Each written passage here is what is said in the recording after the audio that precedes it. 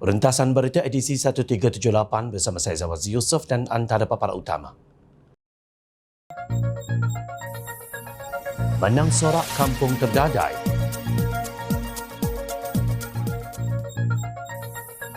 Antara mabuk kuasa dan logik akal.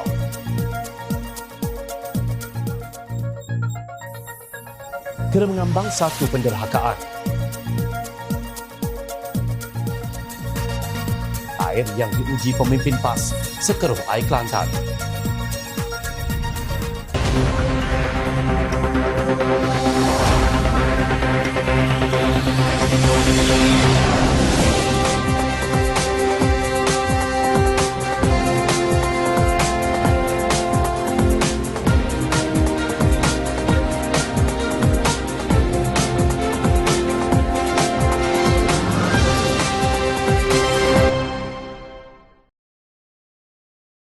Assalamualaikum dan salam sejahtera. Pengesahan mengatakan bahawa tiada bukti Perikatan Nasional PN menerima dana syarikat perjudian untuk kempen pilihan raya umum ke-15 PRU15 menunjukkan kerajaan memfitnah gabungan pembangkang. Setiausaha Agung Bersatu Datuk Seri Hamzah Zainuddin berkata, pengesahan dalam jawapan bertulis di Dewan Rakyat itu juga menunjukkan dakwaan terhadap PN yang dilemparkan Perdana Menteri Datuk Seri Anwar Ibrahim hujung tahun lalu hanya rekaan dan satu pembohongan. Pengesahan oleh Menteri Jabatan Perdana Menteri Undang-Undang dan Reformasi Institusi Datuk Seri Azalina Osman Said bahawa tiada satu pun parti dalam PN mendapat sumbangan daripada dana judi pada PR15 membuktikan kerajaan pimpinan Anwar melakukan fitnah, ujar Hamzah di petik Sinar Harian. Malah menurut Ketua Penerangan PAS Pusat Khairul Nizam Khairuddin, jawapan yang telah diberikan oleh Azalina di dalam soalan bertulis Ahli Parlimen Pasir Mas Ahmad Fadli Syari kononnya bukti jelas kerajaan PHBN pimpinan Perdana Menteri ke-10 menipu. Dalam jawapan tersebut, YB Menteri menjelaskan bahawa selepas SPRM telah menjalankan siasatan dan mendapati tuduhan terlalu umum dan tiada pihak dapat mengesahkan dakwaan itu. Lontaran tuduhan itu asalnya dibuat Perdana Menteri ke-10 selepas beberapa minggu menerajui kerajaan melengkapkan lagi bukti pembohongan Anwar. Kami menggesa Anwar memohon maaf secara terbuka ke atas fitnah dan penipuan yang dilemparkan kepada PN. Katanya dalam kenyataan di petik Harakah Daily bertarikh 26 Mei lalu. Dalam keasyikan pemimpin dan penyokong PN bersorak-sakan bertepuk tangan kegembiraan kononnya mereka sedang menikmati kemenangan, malah terus melabel Anwar sebagai menipu. Tiba-tiba muncul sesuatu yang sememangnya telah dijangkakan. Ahli Perniagaan Rashdan Yusof semalam tampil membuat laporan kepada Suruhanjaya Pencegahan Rasuah Malaysia SPRM berhubung dakwaan Perikatan Nasional PN menerima dana daripada syarikat perjudian. Beliau mendakwa bahawa beliau mempunyai bukti yang mengaitkan gabungan politik pembangkang itu dengan syarikat perjudian. Maklumat yang ada pada saya disokong oleh dokumen tertentu. Saya serahkan kepada SPRM untuk menyiasat perkara itu, katanya kepada pemberita seperti dilapor Free Malaysia Today. Lelaki tersebut yang tiba di Ibu Pejabat SPRM pada jam 9.30 pagi semalam mendakwa tidak mempunyai kaitan dengan mana-mana parti politik atau badan bukan kerajaan, telah meluangkan masa kira-kira 3 jam untuk memberikan kenyataan. Sumber daripada SPRM mengesahkan keterangan lelaki yang berusia 52 tahun itu dirakam.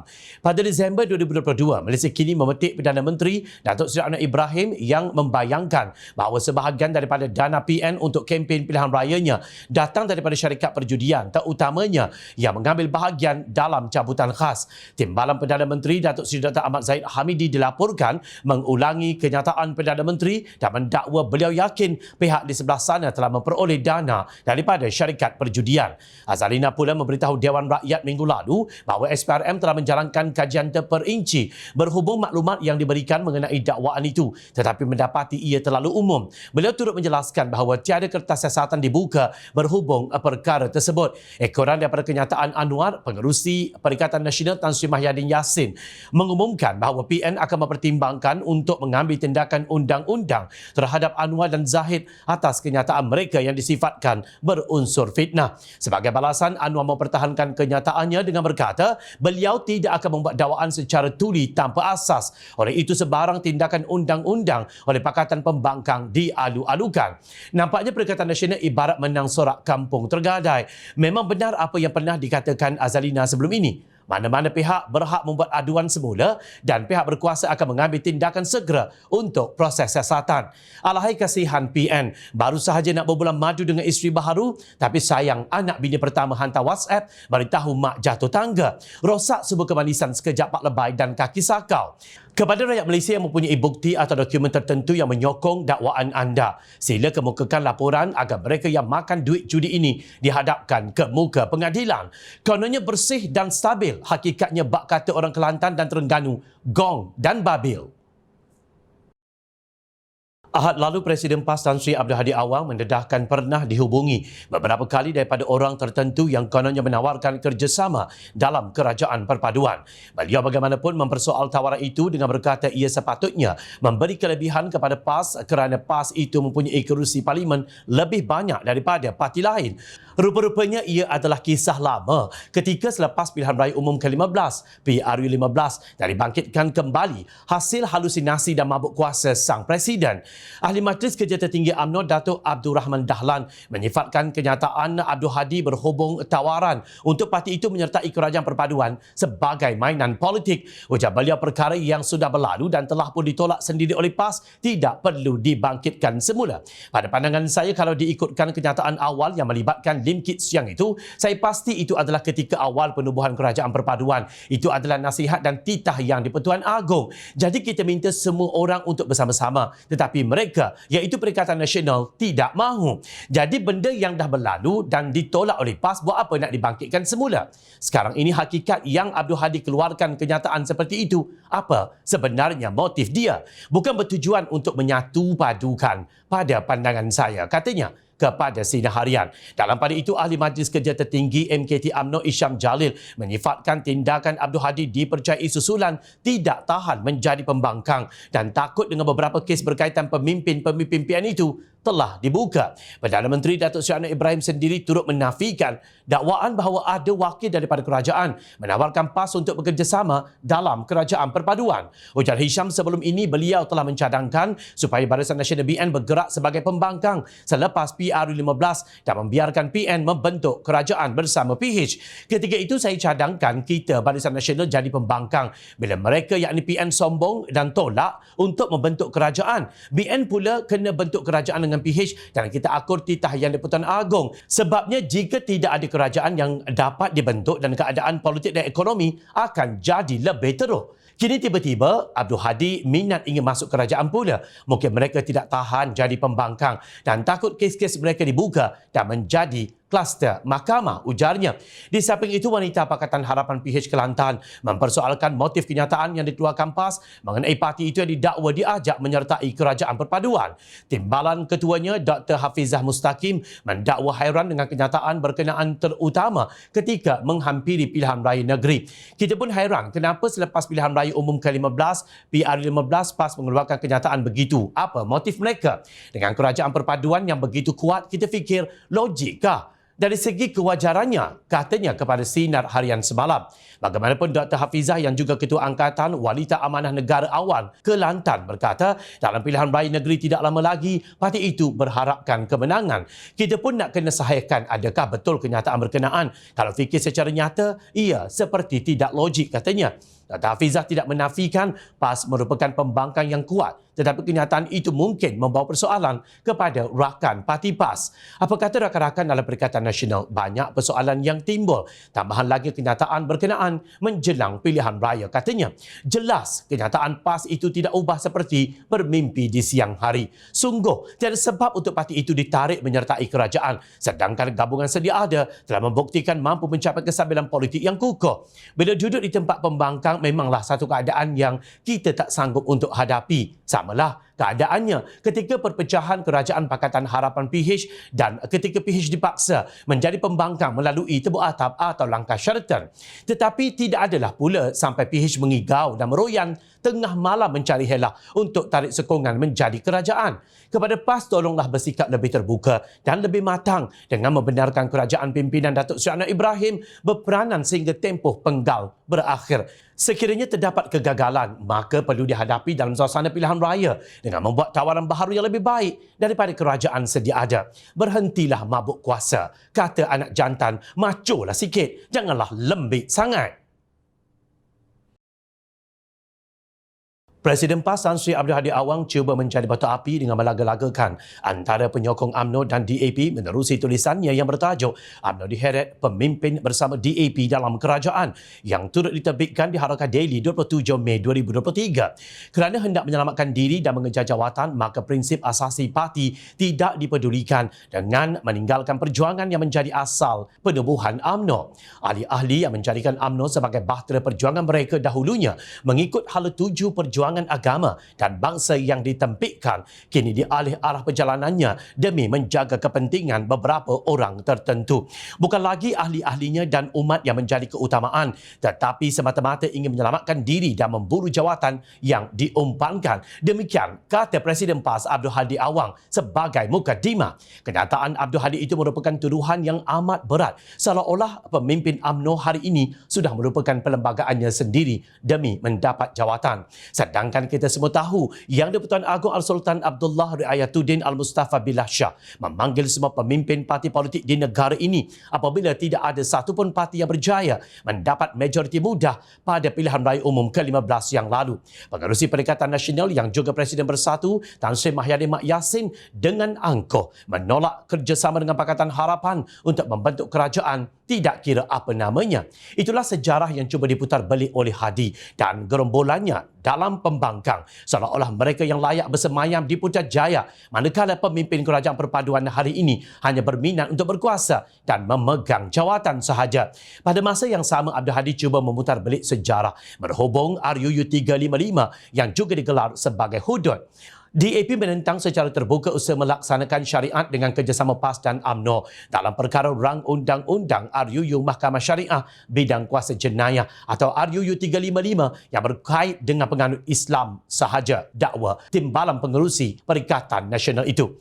Sebaliknya, siapakah yang begitu bersungguh-sungguh menentang hudud sehingga membawanya ke mahkamah?